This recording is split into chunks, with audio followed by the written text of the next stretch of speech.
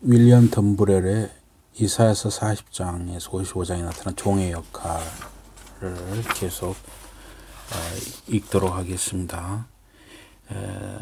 한 권으로 읽는 이사야서 장세훈님의 저서의 부록에 실린 내용입니다. 첫 번째 종의 노래의 배경, 이사야 40장 12절에서 40장 12절에서 41장 29절에 275쪽 이 행진은 여섯 번째 줄부터입니다. 이 행진은 세계 만민이 목격하게 될 공개적인 행동이다. 5절 현재의 상황으로 보면 그런 일이 가망 없어 보여도 실상은 하나님이 역사하시는 것이라고 선지자는 역설합니다. 6절에서 8절 그 실적인 말씀은 현재의 상황을 변화시킬 것입니다. 그 말씀의 내용은 여호와께서 이스라엘 가운데 권능으로 나타나신다는 것이므로 예루살렘과 유다는 희망찬 결과를 확신 있게 기대해도 좋았습니다. 9절에서 11절은 다시 1, 2절의 국면으로 돌아갑니다. 하나님의 회의에 참석한 자가 다시 예루살렘에게 말씀을 선포합니다. 이 모든 내용은 모종의 기대감을 표출합니다. 그것은 여호와가 다시 한번 예루살렘으로 개선하시고 예루살렘은 신적인 중심지, 여호와의 산 언덕 위의 도시, 우주적 세계의 중심지가 된다는 것입니다. 이때 신의 산 언약을 통해서 이스라엘에 주어진 목표들은 현실로 나타납니다. 이 구속이 새로운 출애굽의 형식을 띠는 이상 거기에는 분명 신적 왕이 예루살렘에 오실 때 새 언약의 체결이 준비될 것이라는 함축적 의미가 들어있을 것입니다. 9절에 11절 고요한 의미의 예언은 이사야 40장 12절에 31절에서 계시됩니다. 이 문맥은 41장의 계속적 논쟁을 거쳐서 42장 1절에서 4절의 첫 번째 종의 노래로 이어집니다. 40장 12절에서 41장 29절에서는 포로들에게 직면한 근본 문제가 제시되고 돌아오라는 여호와의 권유가 주어집니다. 종의 소명은 이런 문제들의 해법으로 등장합니다. 그리고 40장 1절에 11절의 서원에서 포로들에게 제공되었던 목표들도 이 종의 부름을 통해 실현됩니다. 40장 12절에서 31절은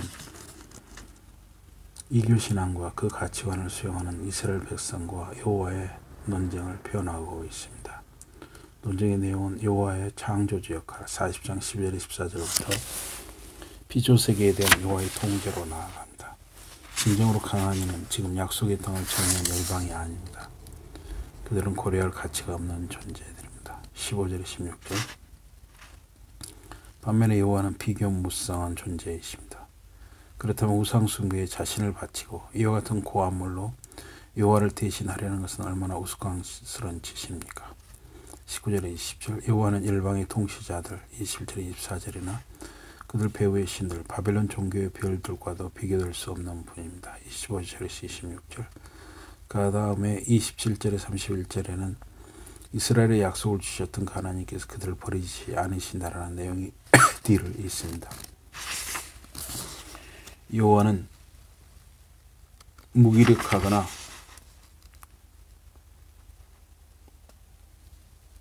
우유보다는 존재가 아니라 무기력한 자들에게 힘을 주시는 분이십니다.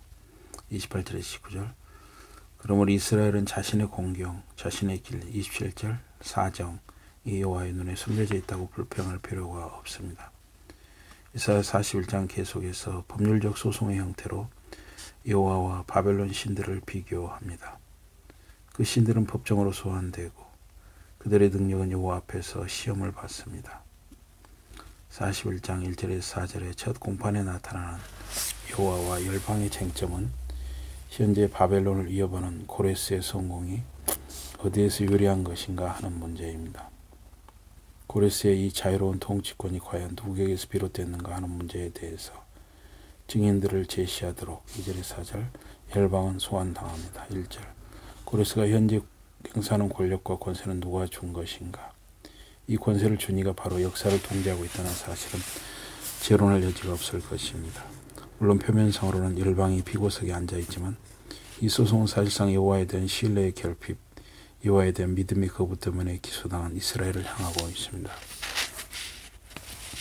열방은 이 변론에 덜덜 떨고 그들의 우상들은 그들에게 아무 도움도 주지 못합니다. 5절에서 7절 열방이 의지할 수 있는 것은 사실상 전무합니다. 그러나 이스라엘은 여호와를 의지할 수 있습니다. 8절에 13절 여호와는 아브라함과의 관계 때문에 8절 그리고 이스라엘을 여호와의 종으로 삼은 선택의 약속들 때문에 9절 이스라엘을 옹호하실 것입니다.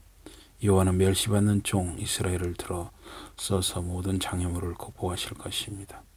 14절에 16절 이스라엘은 옛날의 출애굽과 비교할 수 없는 등한 구속 행위를 통해서 완벽하게 회복될 것입니다.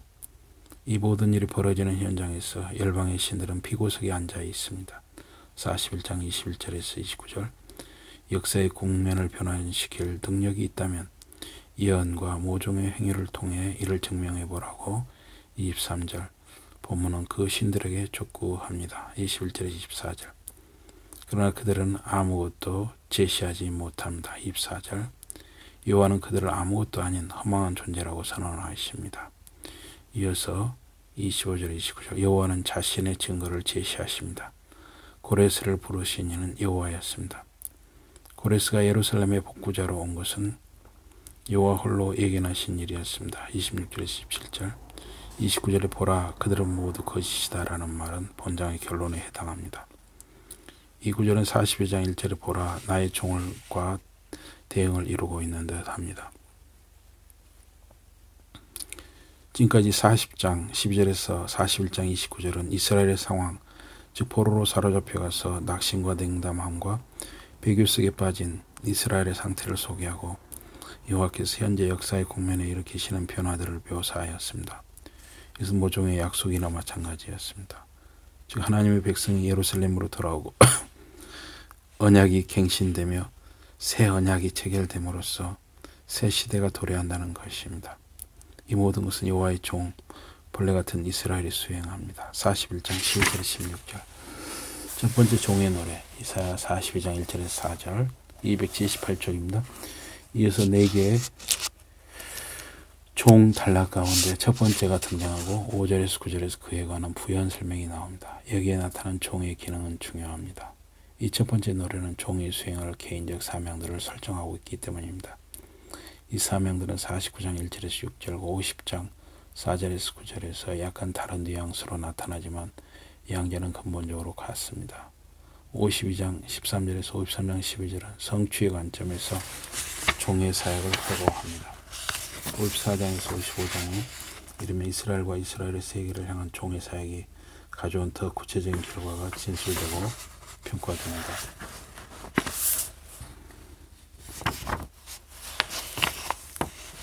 (42장 1절에서 4절의 바른 대사는 현장의 방청객으로 공판을 목도하는 가운데 배교에서 돌아설 것을 촉구받고 있는 이스라엘입니다. 42장 1절은 분명 어떤 소개 관용구일 것입니다.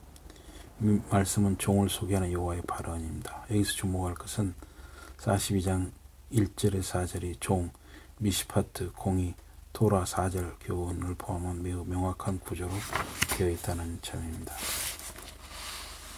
1절의 상은 여호와가 그의 종을 지명하심. 1절 중은 여호와가 그의 종에게 채비를 갖추어 주심. 1절 하는 종의 사명 미시파트. 2절 종의 행동 애치지 않음 폭력이 없음. 3절 후반 종의 사명 미시파트. 4절 전반 종의 운명 압제받음. 4절 후반 종의 사명 미시파트 토라. 여기에 지명받은 종의 모습은 제왕적 메시아와 긴밀한 유사성이 있습니다. 사실 이 종의 모습과 사무엘하 16장 1절에 나오는 다윗의 선택에는 긴밀한 상응이 존재합니다. 또한 여기에 나타난 종과 택한 사람이라는 호칭은 시편 89편 3절에서 다윗에게 똑같이 적용됩니다. 42장 1절에서 70인 역보는 에베드 종 앞에 야곱이라는 이름을 바알을 선택하다의 동사형 앞에 이스라엘이라는 이름을 집어넣었습니다. 그리고 이런 메시아적 특수 역할은 탈구메에서도 뒷받침됩니다. 탈구는 종이 바로 메시아라고 기록하고 있습니다. 이런 초기의 해석들은 이 단락에 함축된 의미에 관해 우리에게 모종의 정보를 제공합니다. 종이 신적 권능으로 수행될 사명은 1절 끝에서 약술됩니다. 그에 따르면 열방의 공의 미시파트를 베푸는 것이 그의 사명입니다. 40장 12절에서 14절의 문맥에서 미시파트는 여호와의 총체적 창조 사역과 직접적으로 결부되어 있습니다. 그 부부는 그러한 신적 행위로 우주를 지탱하고 우주의 기능을